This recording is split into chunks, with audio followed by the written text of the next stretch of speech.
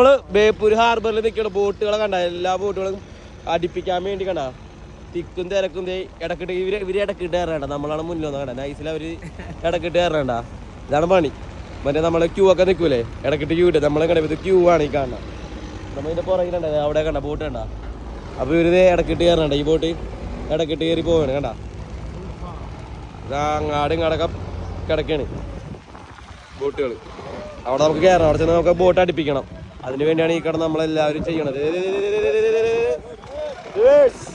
കണ്ട ഇത് ഭയങ്കര അപകടമാണ് കണ്ട. ഇപ്പൊ അത് പോയി കയറിയാന് ആ ബോട്ട് പോയി.